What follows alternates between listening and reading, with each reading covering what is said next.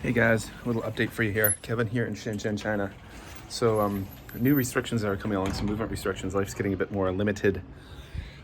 This is these tall buildings you see all around here. This is my community, the apartment community I live in.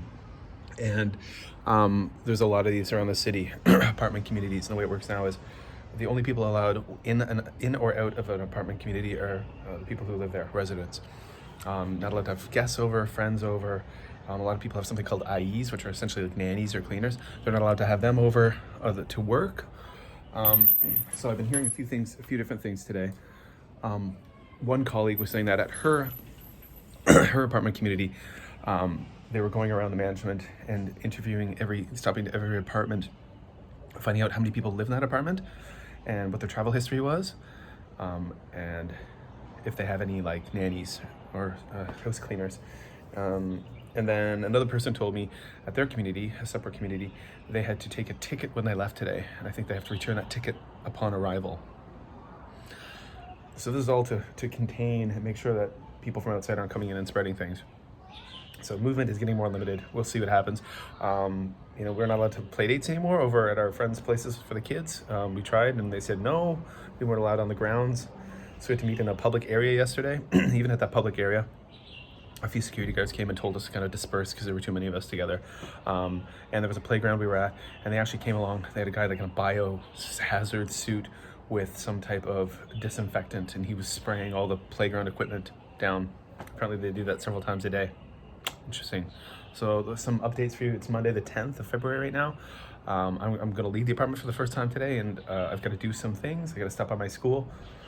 There's no kids there, there's no students there at all, just because my Wi-Fi at home is really weak and I need to upload stuff for my online learning that I'm doing with my students. So I gotta go do that. That's all I gotta do. And we'll see what security's like. I'll wear my lanyard, my ID lanyard, and see if I have any issues getting into my school. I should be able to today. It's an empty building, there's no one there. So let's go and see what else happens out here during the day. Hey guys, I'm out on the e-bike heading off to run a few errands. Oh, there's Korea International School, which is now closed down, of course. This is gonna be a good time. My wife says she wants to learn how to ride the e-bike, so it's a good time to teach her because there's no cars around.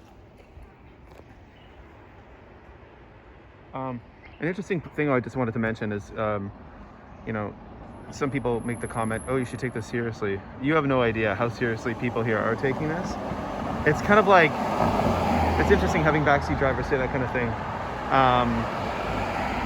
Panic does not equate to seriousness. I mean, like, if you take something very seriously, you don't have to be all panicky and stuff to dramatize it, I should say.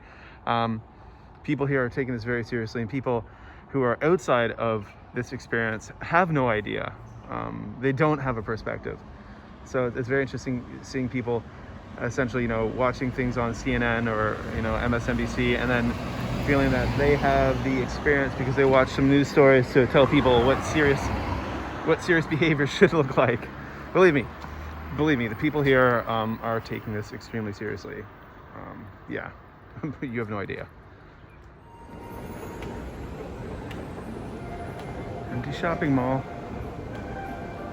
Pretty much empty. Most shops are closed.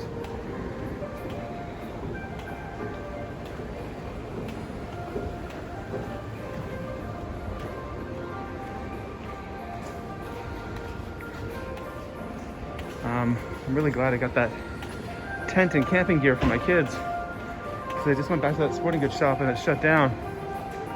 So I'm hoping a toy store appears open. I get them a little surprise at the toy store.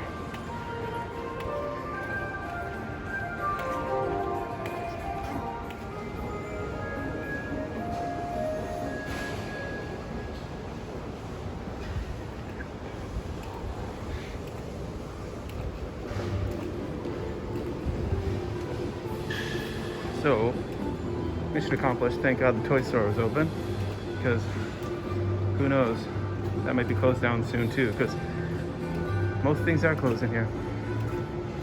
And look at the crowds of people. Wow.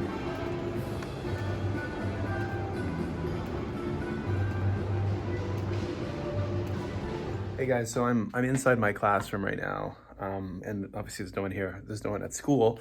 The school is located within a residential compound. Therefore, to get in, it wasn't easy. I had to show them my ID, I had to sign in exactly which building I was going to, what time I got here, and what time I'm leaving. So I'm just here because my Wi-Fi at home isn't very strong, and I'm trying to upload some videos for my students. So come here to use the school Wi-Fi so I can help my kids with their learning, wherever they are in the world right now. But yeah, so, and this is the same, like a residential area where we were coming last week for play dates with my kids and some friends' kids, and now we can't come here anymore to do that, which, you know, I get it. I understand, you know, it's all about containment, right? All right, guys, so it's the end of the day at the 10th, out for my evening walk, mask in hand. No one around. I'm all alone, all by myself, so I don't need to wear a mask right now. No one around in any direction. Yeah, so is what it is. There's a little cat in front of me here who, there we go, little kitty cat, feral cat. It is what it is. A day comes to an end. Haven't learned much more since when I chatted with you earlier this morning about the things I've learned. You know, security seems to be up higher and higher in different places, controlling the movement of people. There we go. I'm walking yet again on empty streets at night, eerie, weird, creepy, quiet. But I suppose when there's no people anywhere, the few of us who head outside and do take it seriously, guys, are safe because there's nobody around. And if there's nobody around, you can't catch things from people when there's no people. So please remember that, folks. I got a little bit testy earlier on, you know, and this morning I was kind of talking about the backseat drivers. But you know what it's like, guys, you know, when anything you do, when you have someone who is not experiencing what you are or doesn't really know what they're talking about, and they're trying to tell you like how it is, it can be irritating. But that's again, I said I was going to read comments, but I've read, and I haven't read very many, but I've read a few, and every once in a while I read them, I'm like, "Rrr." So I don't want to shut them off, because I don't want to shut the comments off because there's so much positive in there. So yeah, but we're going to keep on making these videos for a while. You know, I've been making them pretty steadily. You know, and I want to document what's going on here so people can see what's actually going on here, not the sensational, you know, I mean, again, yes, this is serious, folks. But, you know, when you watch Western media and that kind of, that 24-hour news cycle, it gets really off the hook. And that's why people panic. That's why people get freaked out. So trying to ground things a little bit. But those are security lights behind me. That's like I'm being filmed right now. I'm probably being watched right now. They're all over the place. That's by the police. They have those everywhere, cameras watching us. But that's, you know, that's part of what happens where you live. Okay, guys, so take care. Kevin here in Shenzhen, China. Check the links below. Go follow me on Twitter at @MadForMaple if you want to get more kind of frequent updates about what's going on here. At @MadForMaple on Twitter. I'm a big Twitter guy, so check that out. And that's it. Now it's dark. You can't see me. See you later, guys. Take care. Coronavirus Diaries, February 10th is a wrap.